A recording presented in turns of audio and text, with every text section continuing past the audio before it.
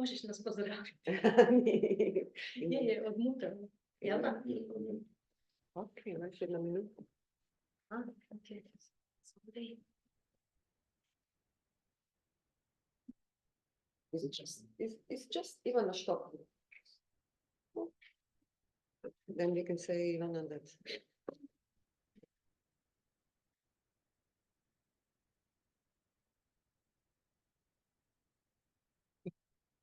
Just Ivana, so I don't need to do it officially.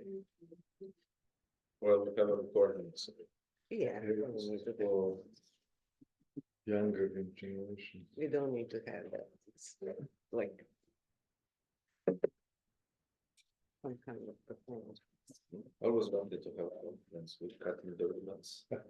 Nobody does that on the conference, on the opening, so maybe we can put tomorrow. That would be nice, actually. Really, I'm opening. That's the problem with Okay, I think we should start. So yeah, we don't really have today at this roundtable discussion online participants, obviously. So there is no need for us to have official opening No, of this official. roundtable. Yeah. Or some people are joining right now. Yes. Okay.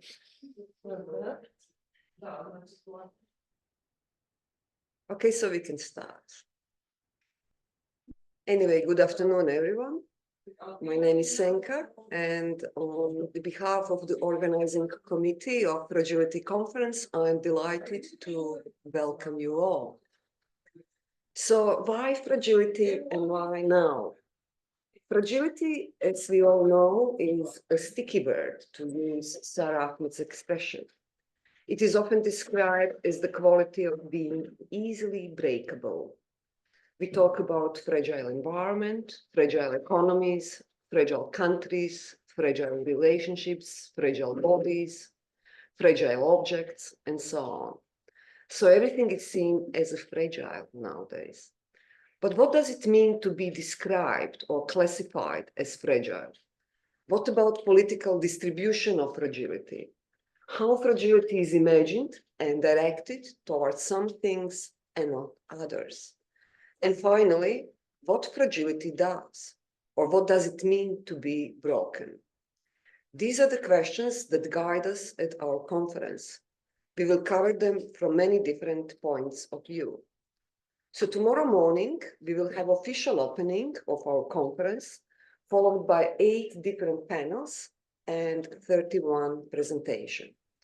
But today, we have a screening of the film, Poetics of Fragility, directed by Latamani and Nicolas Grandi. Latamani is historian, cultural critic, and filmmaker. She has published on many different issues, from feminism and colonialism to illness and contemporary politics. Nicolas Grandi is Buenos Aires-based filmmaker and transdisciplinary artist.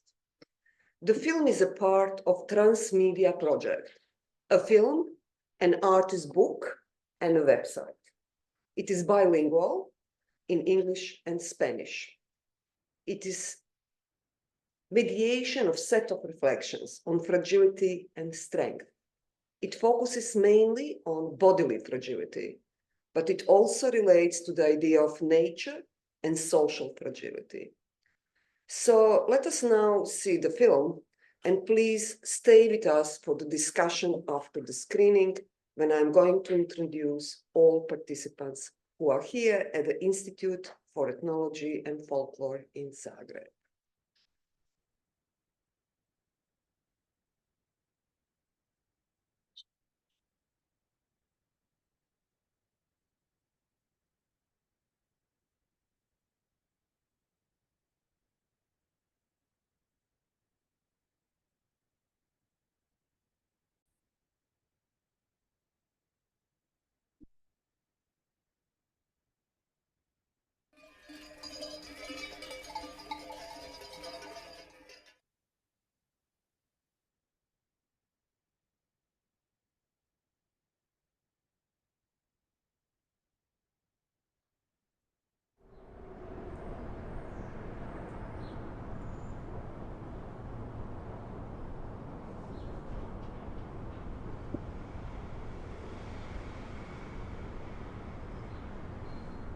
A strong woman is sometimes strongly fed up.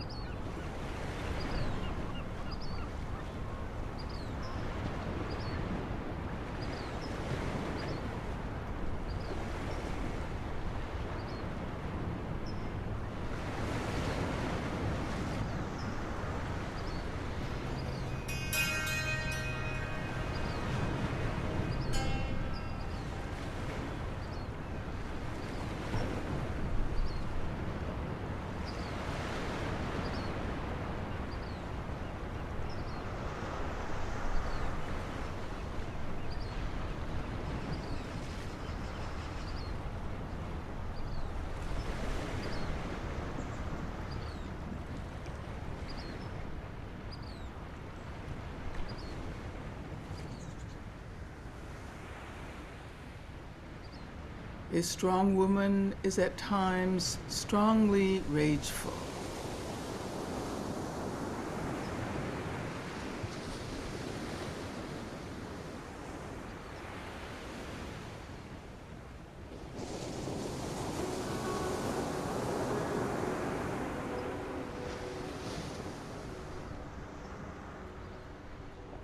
A strong woman is on occasion deeply sorrowful.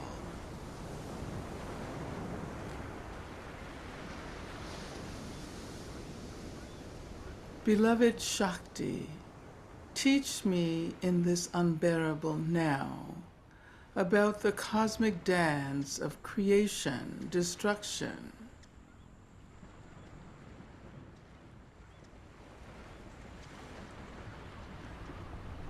We are so much more aware of destruction, so asleep to creation. Teach us in this now what we need to know. For strong women are strongly prepared to grow.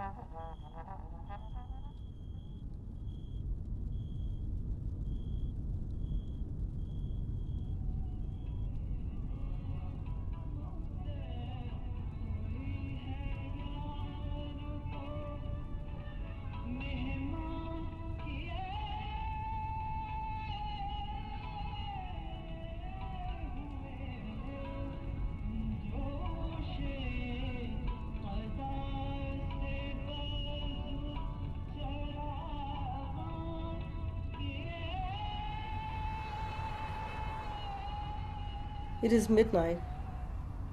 I've been awake, unable to sleep.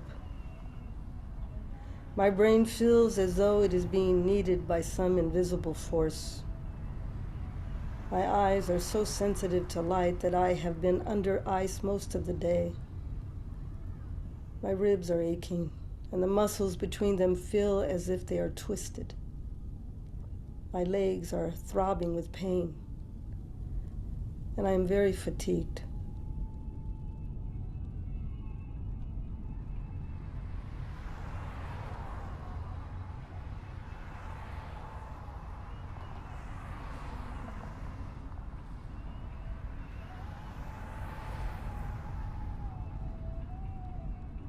I am hesitant to share my mood with Ruth, who has stayed up with me countless times while I've expressed seething volcanic frustration. Once I even threw everything down from her bookshelf. What can I say about frustration that I have not said before? Certainly it is true, as Emmanuel says, that the clock strikes 1 every 12 hours. The sea wets the same beaches day after day, and the sun rises and sets every single day.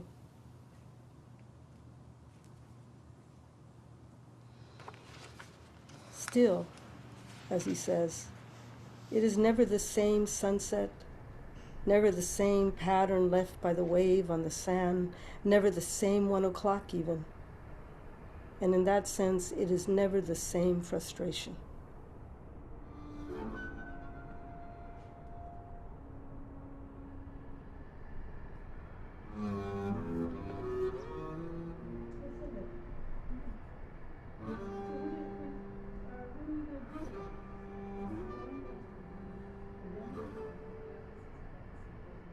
Why am I doing an audio journal in the middle of the night? Because so many things that one can do to empty frustration are not available to me. I cannot walk up and down vigorously. There is no chance of getting in the car and driving through city streets, peering at the mannequins in shop windows, looking ghostly in the midnight light, staring at the marquees, wondering who has gone to see which film and why. I cannot bury myself in a book. It has been 3 years since I've been able to read. The very sight of a page full of words makes my head swim.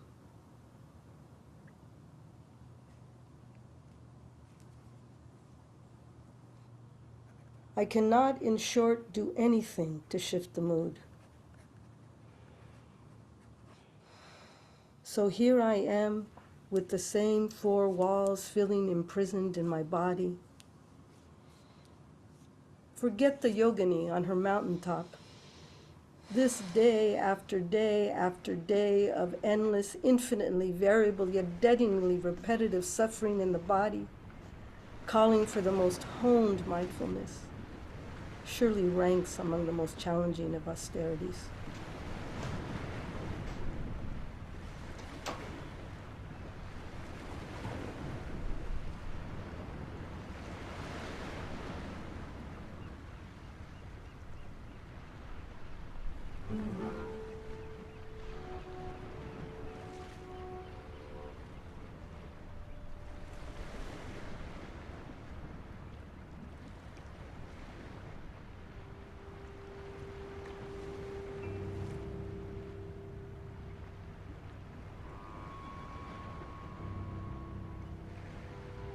How did frailty, an inescapable precondition of existence, become something to be abhorred or overcome?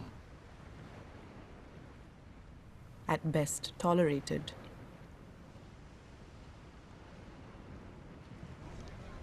Is the idea of frailty as moral weakness really obsolete?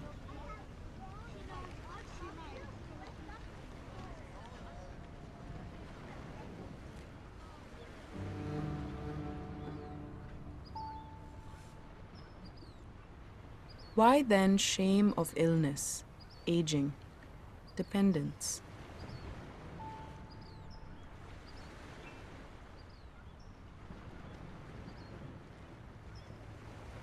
The truth of the matter is that suffering in and of itself is boring. Suffering gets old. Oh yes, it can teach you many lessons. It can open you to the infinite joy available in the smallest split second of relief. It can make you grateful to smell the flowers. However, beyond a point, suffering is pointless, even if it must still be endured. Personally, I am ready to write off suffering, though I fully realize the absurdity of this proposition. But then, it is 40 minutes after midnight, and 3 years since all this began.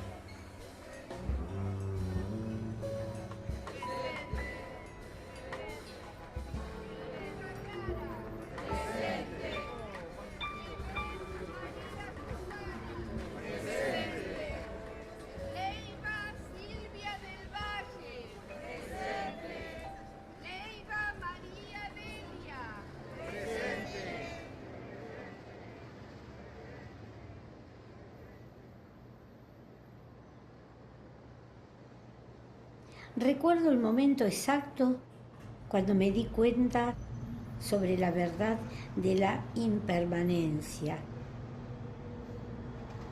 No como un concepto, sino como un hecho. Fue como si los propios cimientos de mi sentido de realidad de repente fueran lanzados y convertidos en escombros.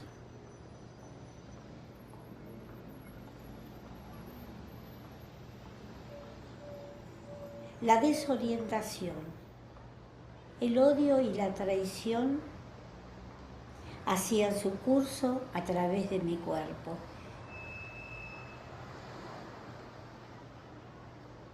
Si todo era impermanente,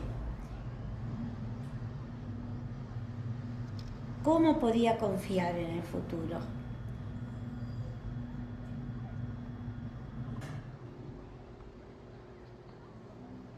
¿Cómo se suponía que viviera?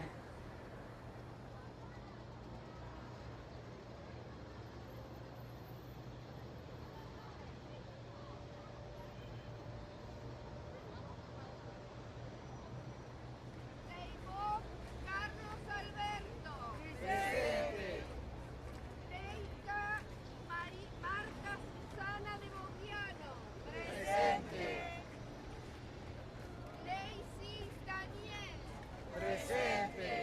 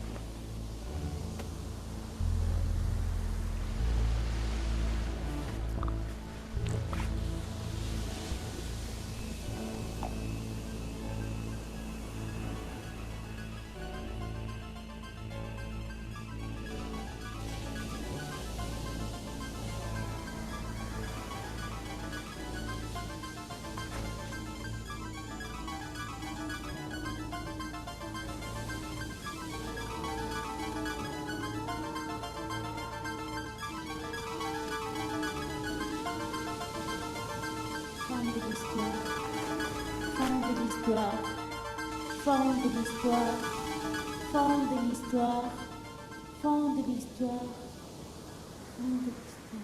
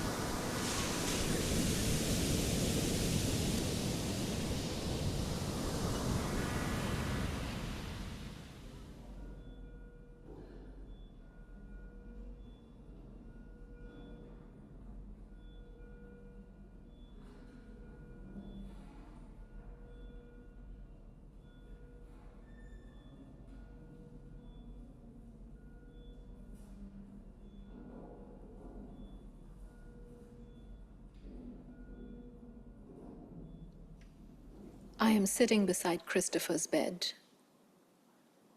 Outside, it is cold, and the few leaves that still remain on the trees are being blown by the gusty winds that come off the San Francisco Bay.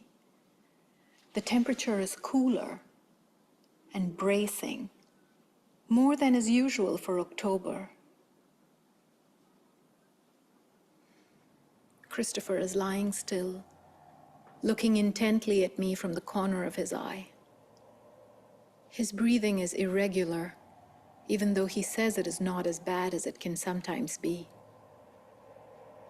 Yeast lies like confetti on his eyebrows. Curled upon his short and tubby frame are the tubes that connect him to the respirator. He looks like an especially fetching Lord Ganesh. Dr. Isaac dial 0. Dr. Isaac dial 0.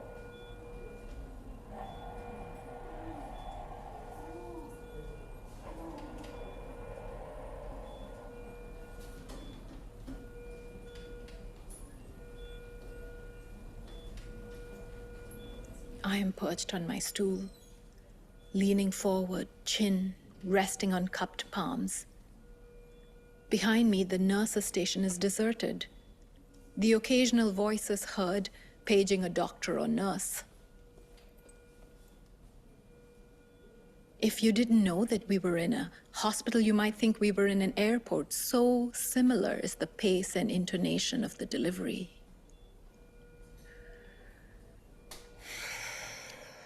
My mantra is repeating itself inwardly, rather like Christopher's breath, which rises and falls without his least conscious effort.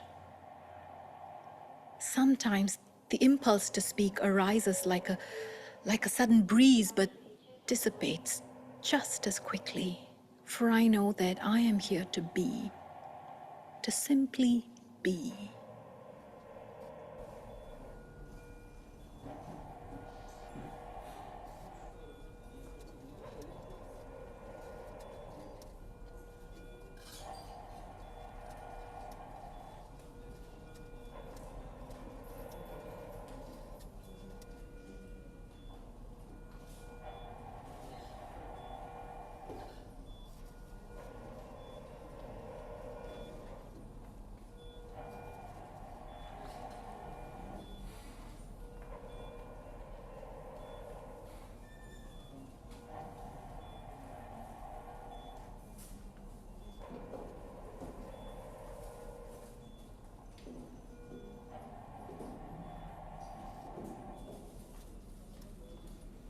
Occasionally, a question unhesitatingly formulates itself. Christopher's answers are usually short, a word, at the very most, a phrase. Christopher says that his week has been uneventful. Still, it absorbs him greatly. The world has shrunk into the vastness of his experience, into the radical simplicity imposed upon him by the extremity of his situation. There is little room for anything else. Illness has freed him from the obligation to be someone in particular. It has required him to embrace non-narrativity, to set aside the delusion of a plot line that confers specific meaning and significance to every breath, to everything he thinks, says, and does.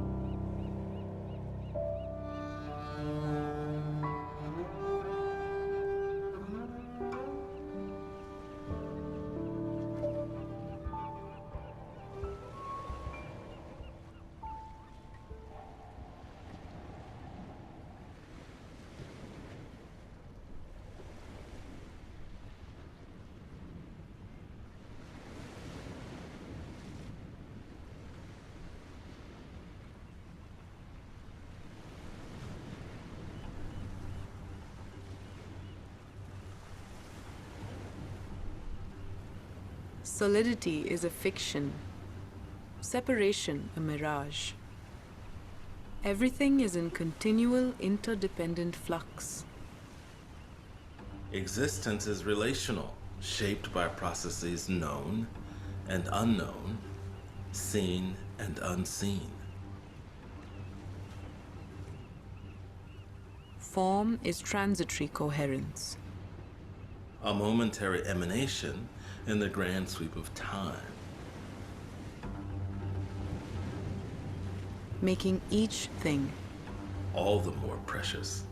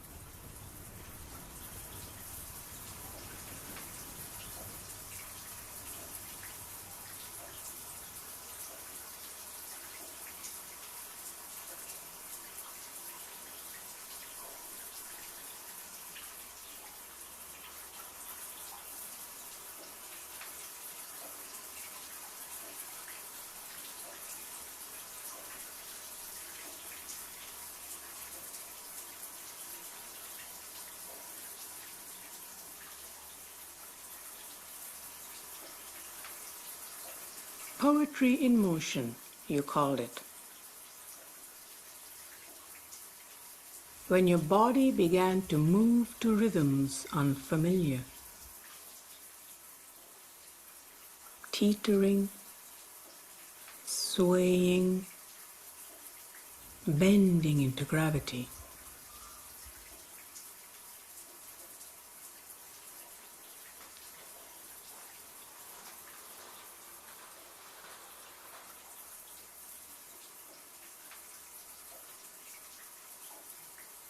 traveling diagonally when you willed it to go straight ahead. Ataxia, MS, Parkinson's, call it what you will. Simply intelligence, embracing change, reinventing itself.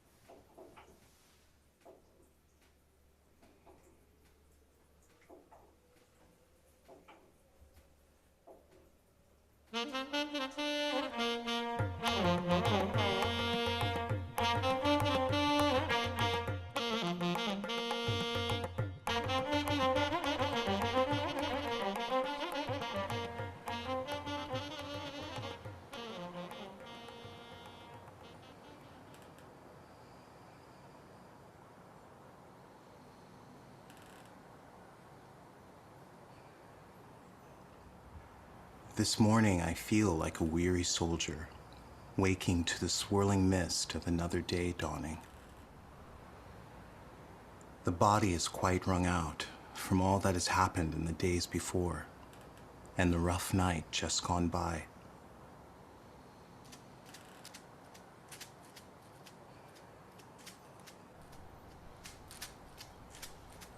The body is my battlefield. It's not that different parts of it are warring with each other. It's as though war is rampaging through my body, and tending it is a soldier's work. Not fighting back, not trying to kill the opponent. Rather, trying to discern how to live with the chaotic energies that have been ripping and hammering it into aching tenderness.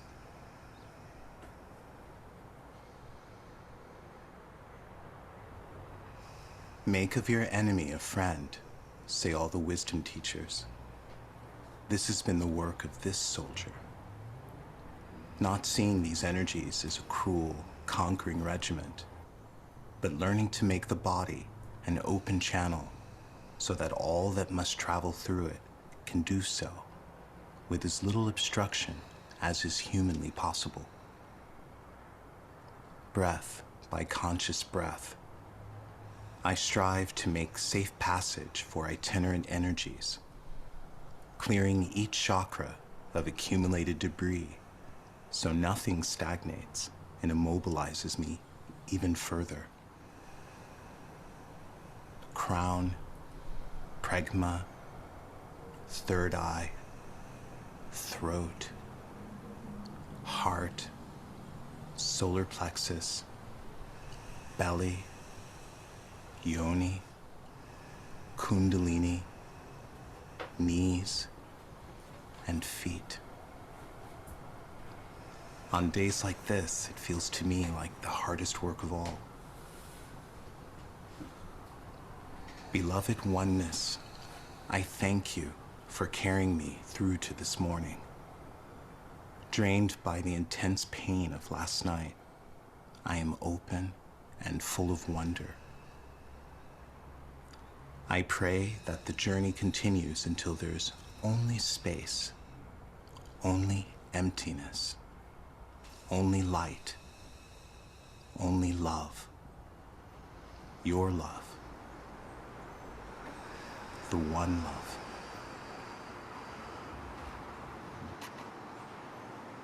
And to deepen this breath awareness, I invite you to bring as many senses into this now as you can. So first, starting with the inner sound.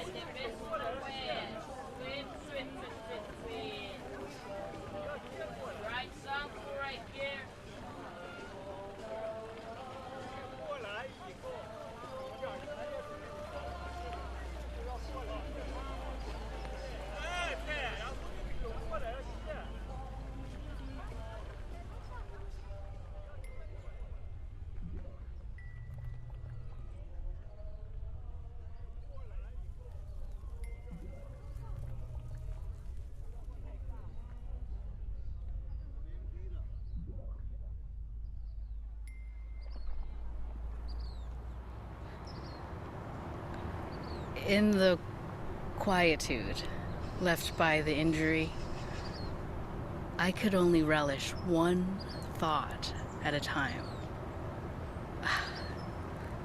The cat is on the fence. This would take several minutes to formulate itself. Like a bubble slowly forming at the very bottom of a mud bath and unhurriedly making its way through a thick liquid medium. My mind felt rather like that mud bath. Sometimes a thought dissolved even before it reached the surface.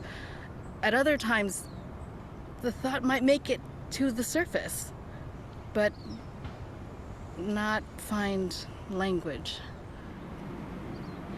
And occasionally, words would just mysteriously arrive and align themselves into a sentence that could be spoken and understood.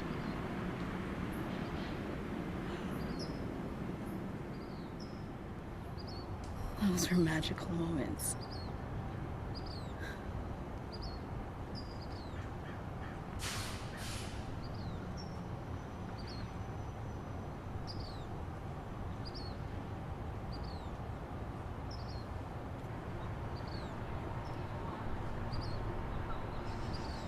One image I often had when trying to think without success was of the trees at Sproul Plaza at the UC Berkeley campus.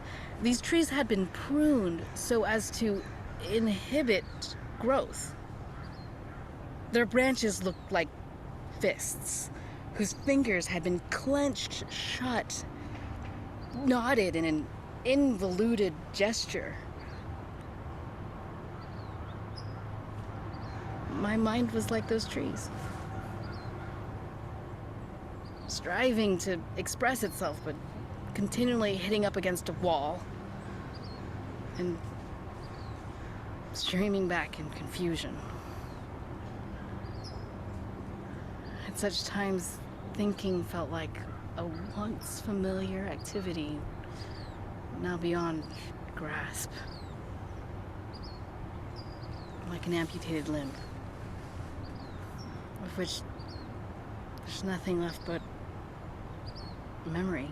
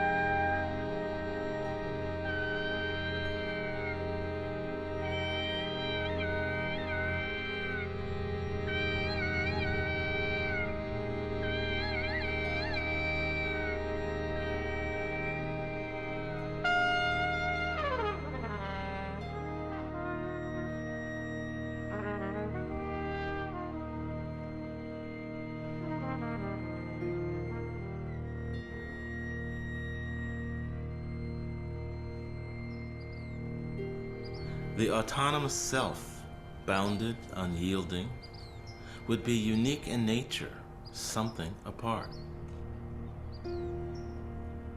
No wonder this notion is tied to a conception of humans superior, exceptional even. The facts, truth be told, are really quite other. Nodes in a web might be a better descriptor. For we are connected, traversed, and embedded. In bacteria, DNA, energy flows. In myriad intimacies largely unknown.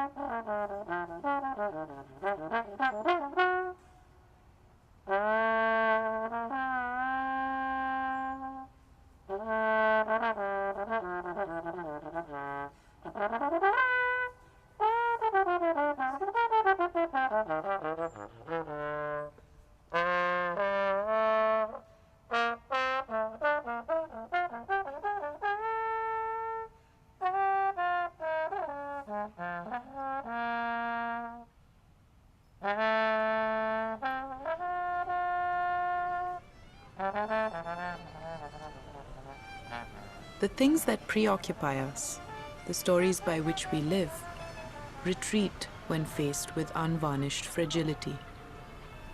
As if an elemental truth has asserted itself, and we must concede its priority.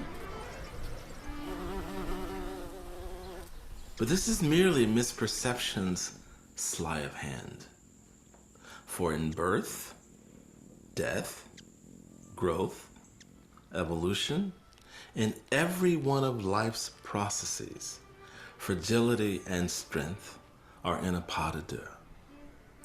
Intricate, intimate, inextricable.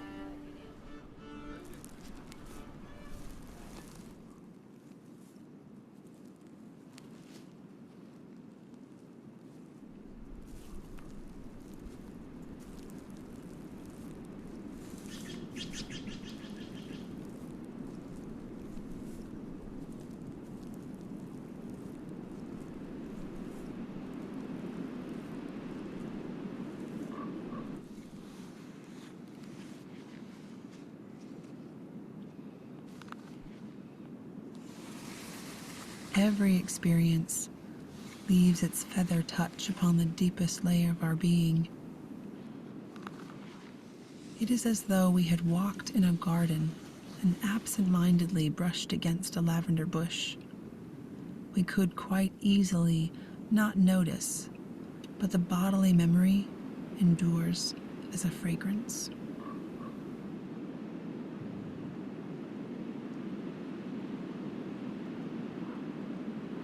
The body is a tender archivist. It holds our memories and feelings in the hope that the heart and mind will engage in the exquisite task of retrieval, cataloging, analysis, and recycling. An act of faith not always rewarded.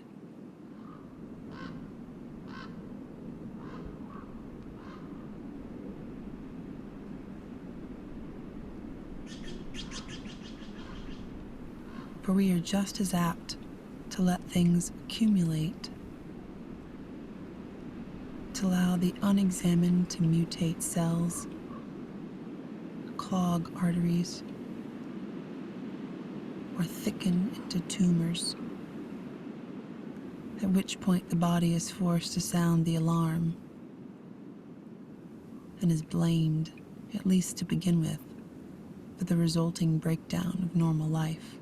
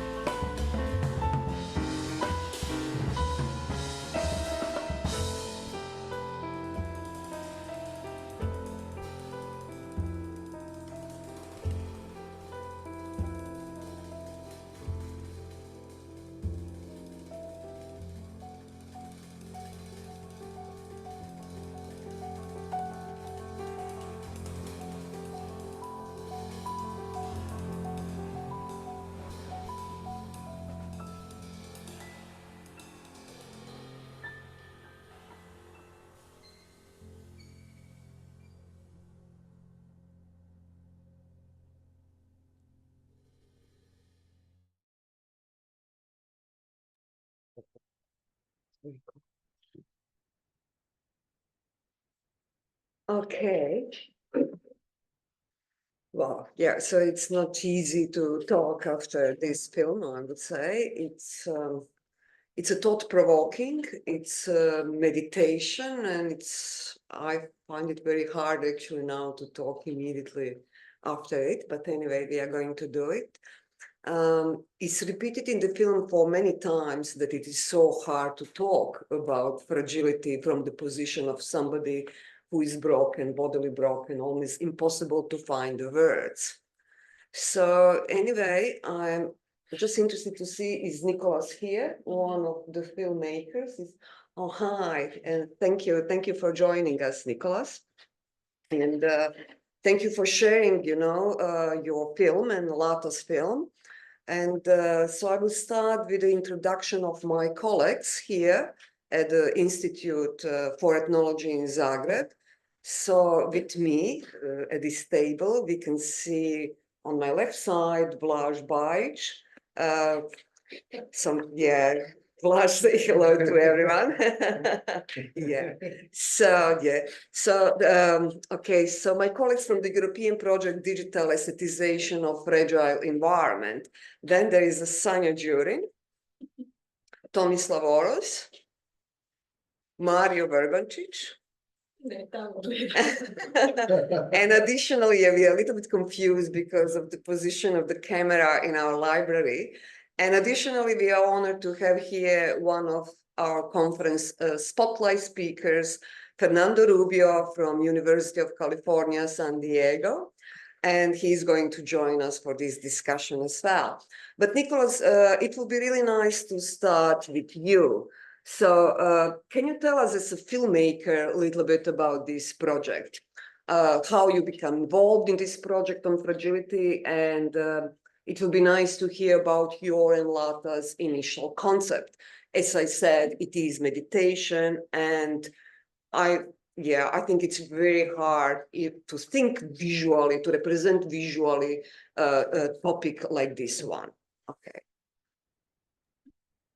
Hello to everyone. I'm here way back south in Argentina, so in a different time zone. Yeah. So, well, I lived in India for 5 years, where I met Lata. I was working there, and we decided to start collaborating. We met through common friends.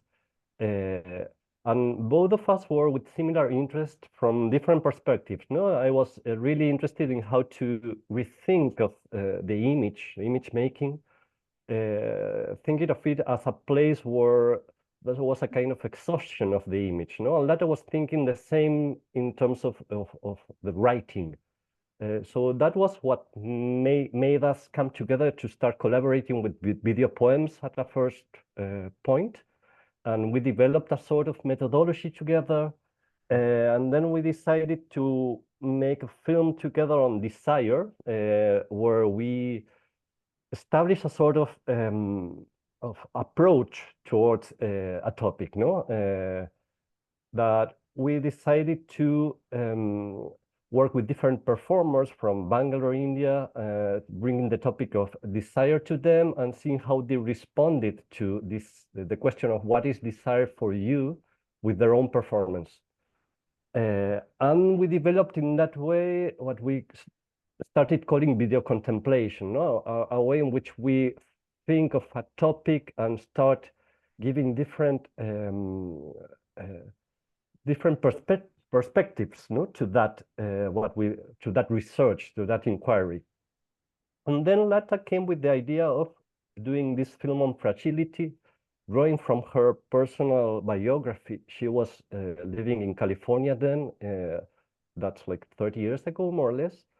And while driving her car to give classes, her car got impacted by a van that was escaping from the police, and she ended up with injury, with a brain injury that kept her in bed for over 7 years. No, so that made her all her practice, not only her practice, but her being in the world changed, no? From being a historian, activist, all of a sudden being dropped in bed with her new territory, what that was, that place where she couldn't move.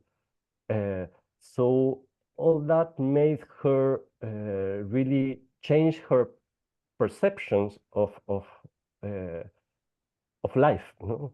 And and it also opened a new realm for her that was a mystical realm that coming from a very Marxist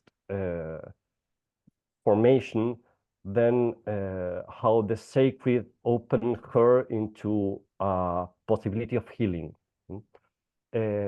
So she came with this proposal of thinking of making this film of fragility, but what the biographical was the starting point, but we didn't want to make a biopic, no? We wanted to see what the teachings of fragility brought to her and how we could give some representation to them. So there were a diverse kind of text that she wrote. There were poetries, there were vignettes, there were some sutras. And when she gave me these different texts, I thought that we could treat them as different kind of minute genres, no? So thinking of video poetry, thinking of life, or how would you say, yeah, like small narrations, life narrations, no?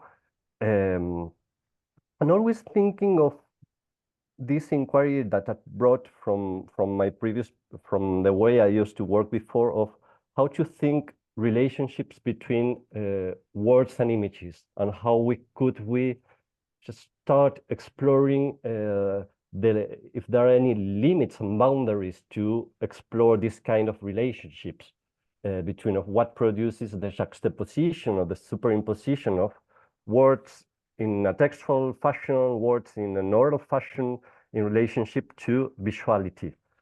And something I would like also to bring is that this is a transmedia project, actually, that it consists of a film, a book, an artist book, a website, and we also did a series of installations as a way also of expanding the exploration itself of fragility, opening as many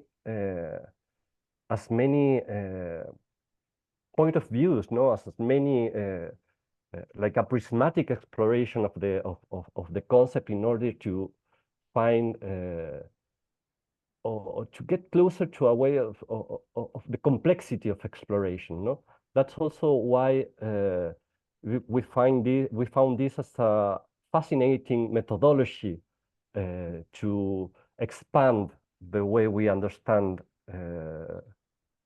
experiences. No? Okay, yeah, thank you for that. So let's move to some comments from our round table, and maybe we start with Fernando. Yeah. I mean, yeah, it doesn't matter. Yeah. Well, thank you for the film. It was really nice. Well, actually, it's not nice. That's the thing.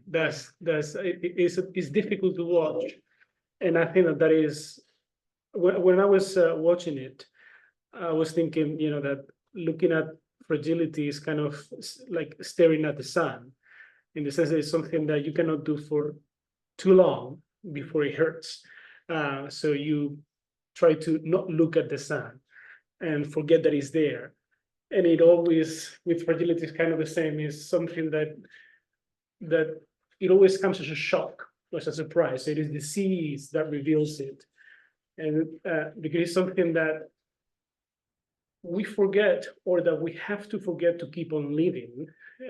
So we tend to forget fragility or our fragility to sustain the fictions that we live by, our autonomy, our independence. So when fragility comes or imposes itself, so normally through a surprise, through disease or something like that, it comes as a shock. and we don't know what to do with it because we don't have the vocabulary, because we have learned to live by forgetting fragility, by not coming to terms with it. So one thing that was really interesting about the cases in the documentary is how people had to learn a different vocabulary, a different way of seeing, a different way of being, for which they didn't have words or practices or modes of attention, modes of affection. They had to relearn how to relate to the sunset and to the world, because normally how we relate to the world is through a forgetfulness of fragility. So, I mean, for me, it was interesting to see, why, fragility always comes as a shock. And then when it imposes itself, it reveals that it has always been there. And then when you look from fragility, you realize that it is not that these people became fragile when suddenly they had this disease, that we are all equally fragile, but we live as if we were not. And the last question of the documentary is, how can we live? Can we live with this truth, or how can we live the world through this truth?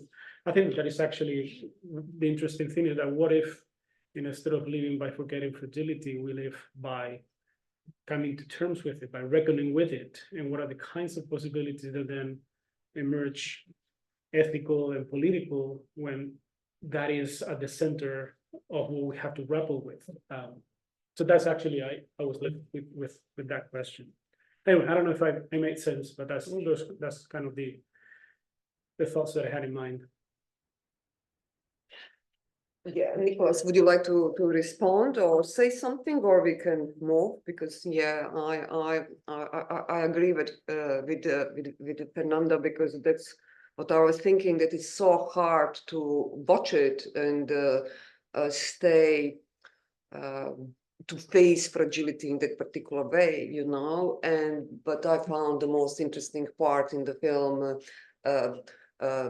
this desire to express something what is unexpressible, because we constantly hear that the words don't exist actually to explain what's happening with the brokenness, what's happening with this experience of the broken body.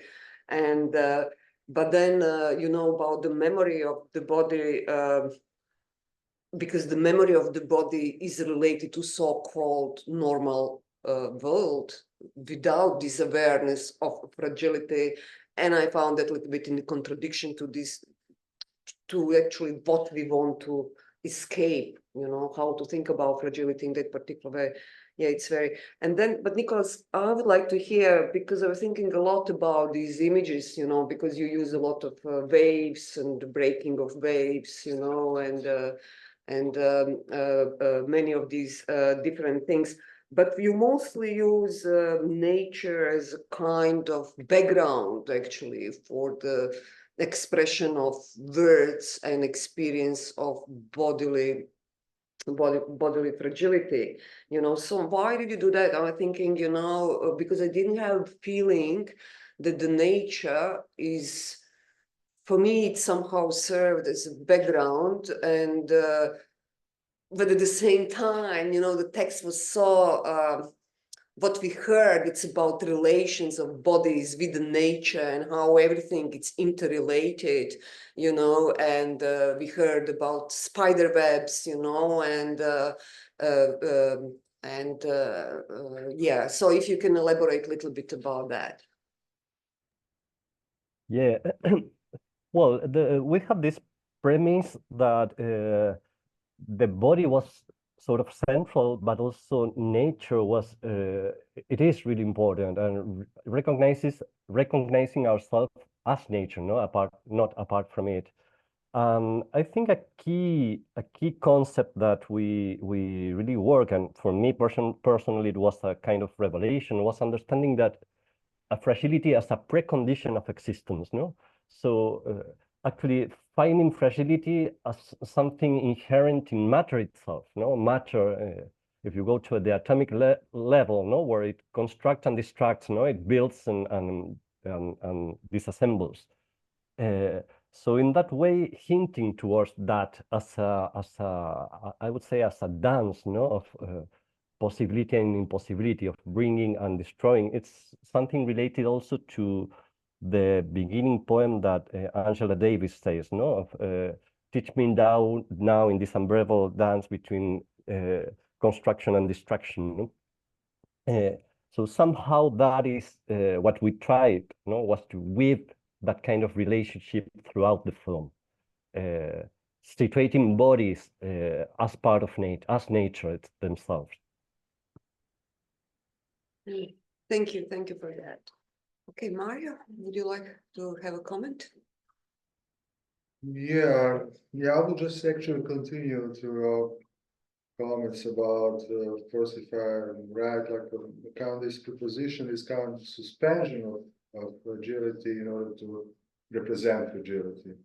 And suspension of fragility to be able to make a movie or to anyway express this. And then come, of course, to question of kind of limits or frame, which is not the frame of cinema, which is not just the frame of the shot, which is like even not the frame of the mind, you know, it's kind of huge cosmic frame. But my question is coming to a point when you say you use like a genre of video contemplation, the relation between text and image, or voice and image. That brings to mind something which is maybe part of the film history, maybe it's over, or maybe it's coming again. I think about Godard and his experiments with the text and visual images. Right in the moment of pre- and post-modern time, where basically these experiments finally comes to everything cinema, everything is film. My question is basically, what do you think about, is it possible to overcome this how would I say, almost curse of presentation? Whatever you do, even you do fragility, or you always think, or you always immerse in a kind of this presentation issue, how will you overcome this gap? You know, your experience, because finally we can come that experience of fragility you won't be able actually to express because of immense fragility. You know, it's kind of come, in my opinion, will always come to kind of philosophical, religious, or theological question in the end, because you can't, you know, can't sustain everything. But okay, I'm going to stop here. I will come to Godard actually, not go to theology. Nicholas, can you respond, or you want to move on? Yeah. Yeah, Could you hear? yes. I wouldn't know if there's a possibility of overcoming it. No, I wouldn't know. I guess all of these are like attempts to get close to something. No, and I guess a key for me, at least, around this is what happens with poets and many of, for instance, mystics poets. No, that they have this kind of, they have this experience which cannot be put into words, but even though they try to, no, and they try to find through a poetic form a way of hinting towards that's unapproachable somehow to our limited minds, no. So I don't know if I really get the idea of presentation you were stating, no, but I would say it's more than a presentation for me. It's a way of trying to hint into a possibility, no? And we try to do it through this connection, no, between words and images, but really knowing that it is pretty limited, the possibilities that you can get. But somehow I guess that exploring this transmediality, we really wanted to invite whoever is able to access the different avatars of this experience to open up different senses to the perception of fragility itself. No, here I show you a little bit the book, no, which we did, and in this book you are supposed to open, no, and break the cover of it because it's enclosed in a cage in order to access the content of it, no, and already that gesture, it's bringing so much of what for us the core thing of fragility is, no?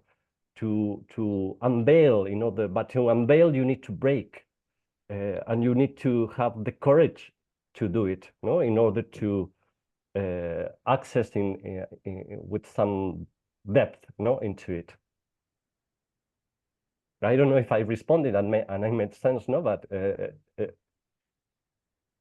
Yeah. If I may say, I really like this point and this idea of breaking it to approach it.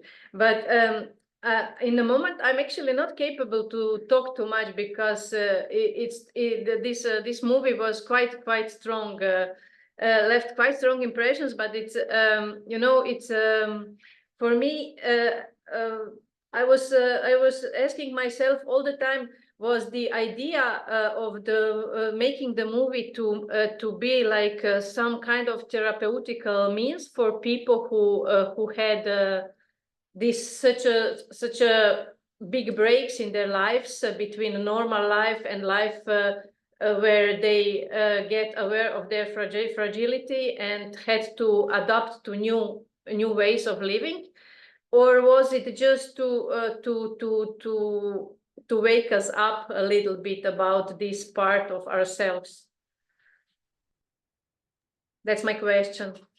yeah, I guess the main intention wasn't to make a therapeutic film, even though we knew it had the quality of doing so, and we have some instances that it really happened like that. It is a film that actually has been working as a kind of balm for several people.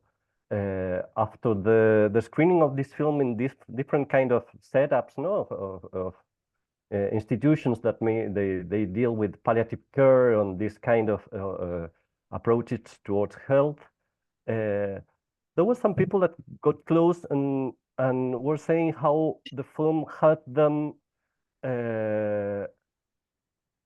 recover certain things that they have forgotten in terms of their capacities and abilities to feel, mostly. And these were people that were going through severe health issues, no? So there is a therapeutic possibility of the film, even though it wasn't the inception of it as such.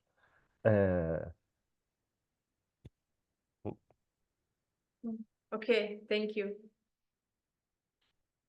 Any other comment? Maybe I have one question, very brief, even though I'm not quite sure whether I can really formulate it well, even if I know what the question is actually. So basically, as we talked now, a lot of us noticed, and you also hinted, Nicholas, yourself, about this paradox of trying to hint at something that is essentially unexpressible, something that is beyond our language, our means of imagination, and so on. But I would, and since, as you mentioned, there is some biographical background to this film as well, I would also like to base my question in a let's say somewhat of a biographical foundation, namely that when something so traumatic, so painful happens, at least in my experience, is simply that it's like we said, that it is not expressible, that we just we are left without meaning and so on. Whereas what I had, and you mentioned in the before in your comment that you tried to hint at this beyond meaning, whereas my impression was throughout the film that the entirety of the film was hinting not at something beyond meaning, but a meaning that is essentially more powerful, something that is cosmic, something that is spiritual, and so on. So instead, rather than hinting again towards meaninglessness, you were hinting, as I saw it, on the opposite, towards some supreme meaning. So that would be my kind of a comment rather than a question, I guess. So yeah, if you have some maybe feedback on this. Yeah, I think there's something in a line that one of the vignettes you find is when this person that she's in the hospital, no? Well, it's represented that she's in the hospital where she says that the person that's lying down has embraced non-narrativity, no? I think that is such a how to put it, no? It's trying to, I wouldn't say, I didn't mean that we were hinting towards meaninglessness, no? But there's something of that,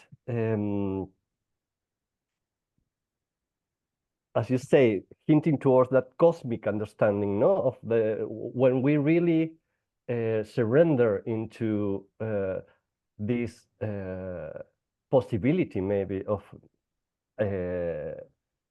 just leaving aside our need of finding narration to our own lives, no? Where we are open to what the cosmic dance of things are inviting us to live through, no? So I don't know if I made sense, but there's something of your comment that it's hinting me towards that part of the film where it's actually something quite peculiar, where there was a doctor that mentioned us that was actually a key point for him to understand how he was treating his patients, no? Were patients that were maybe dealing with certain kind of comas or certain kind of impossibilities of operating like normally, where what was happening to them was actually this thing of waking up towards their non-narrativity of being alive. I do have a follow-up question now that you mentioned this operating normally. I mean, it's something that, I mean, I know that the discourse of the film is not this, but the cases, all the cases are cases of people with disease. So it seems to equate with the cases this fragility with a condition that one falls into when one has a disease. And that's very often how fragility is conceived or conceptualized is, okay, so fragility has to do with a negative state that happens when something breaks. But if we operate normally, we're not fragile. And I know that is not what the discourse of the film does, but the cases, all of the cases of fragility are equated with people with a disease, with a condition. And then there's the idea of fragility as a condition. And there was this image that for me was powerful, but also problematic for me. That was when the person who is sitting in the gates of the Berkeley campus, she's struggling, and then the rest of the students are operating normally. And then you could read that as, oh, she has a condition, that's why she's struggling. They don't have a condition, they're operating normally. But the only reason why they operate normally is because the systems of care that they rely on are working. So it's not that she's fragile and they are not, it's that all of them are equally fragile, but the systems that make for some people possible to operate normally are working. But if those systems were to vanish for them, they will be as fragile as she is. So fertility is not a condition. It is something that is a structure that actually makes certain people and always be fragile. Again, I mean, just look at Palestine. They don't have a condition. Then the life support system has been decimated. Everybody's rendered fragile, right? So that's the only thing that for me was every case of fragility was equated with disease. And there was no case in which fragility shown in a normal person. So it's this idea of pathologizing fragility. And then I think if we do that, we forget that fragility is not a condition. Is, as you said, and that's why I'm saying that the discourse of the film is not, is the precondition of life, is what life is. Just a comment. And sorry for looking at that, but you are there. I get it. I'm trying to address you by addressing my point. Sorry, Nicholas, because Yeah, don't worry. we have a camera on one side, here, and then you have a screen on the other side, you see, and just it's like, but I have my computer. Tommy, so maybe you would like to add Yeah, something? well, it's a more a comment than a question, just like Blaž and maybe Fernando. But in my opinion, when I was watching the film, where should I look? Fragility, as I understood it, is a precondition of every kind of condition, in a way, that unfolds in relation to different contexts, I would say. And the body is tortured, it's fighting with the enemy, it's the obstacle, and it's the brokenness of the body in a way prefers this idea of fragility. But what interests me is how did you employ some in this non-narrative narratives of temporality? Because as I noticed, there were some really interesting scenes, like the scene of the statue of David, which is decaying. So it shows this kind of perception of fragility of the statue, which is from the rock, and it also has its way of life and the endurance. And the bodies which are confronted with this, which are very fragile. So my question would be how these references in regards to temporality, in regards to the different rhythms and the way or how we live our lives in regards to the deep time of the earth, like the sunset scenes and so, relate to your understanding of fragility, if this was your intention in a way. Yeah.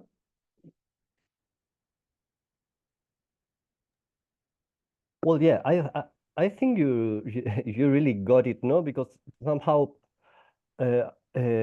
something of how we did this film actually when I was here in Argentina, and Lata she was living in India then, and then she traveled to the Bay Area, and we managed to well find the money for me to travel there, and the idea was to shoot not the whole thing, no, but to shoot a part of the film in order to get funds to continue the shooting of the film. But then in those 2 weeks that we were there, everything just happened in such a way where what I like to call it the politics of generosity, no, where really one thing was leading us to another one, and we were hosted and taken to another person, and all of a sudden in 2 weeks time we have the whole film together, and all these elements were just there in front of us, no? So it was only an act of being aware and conscious and being witness of what was being unfolded before ourselves, no? So I would say that it was that awareness, no, of fragility everywhere. And I really liked also what you brought the previous comment, no, of not fragility, not as a thing where we need to pathologize it, no,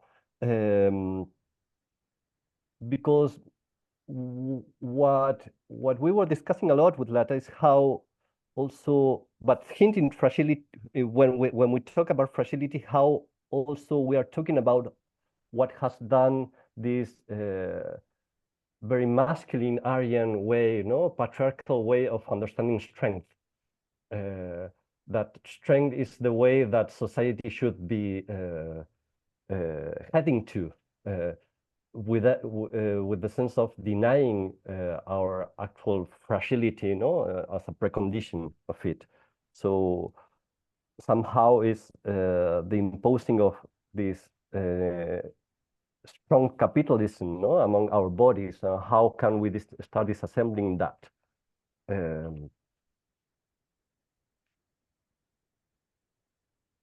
Okay, thank you. Thank you, yeah, thank you, Nico. So maybe now we can take a few questions from, audience. I see some people here, so if somebody would like to comment or give a comment or, ask a question about Lata's and Nicola's movie on fragility, or in general make a comment about the poetics of fragility, you are welcome to do it now. Okay, so any other comments here at the table before we close our discussion? Okay, so Nicholas, thank you very much for joining us and for giving us, I'm changing again positions, you see, and giving us this opportunity, to see the movie, sharing the movie with us. Thank you to Lata and you, and thank you for joining us. Thank you to all participants at our roundtable. And I just want to remind you that tomorrow at 10 a.m. Central European Time, we start with our conference and with our spotlight panels and all other presentations. Thank you everyone for joining. Okay. Bye. Thank you. Bye. Bye bye. See you tomorrow.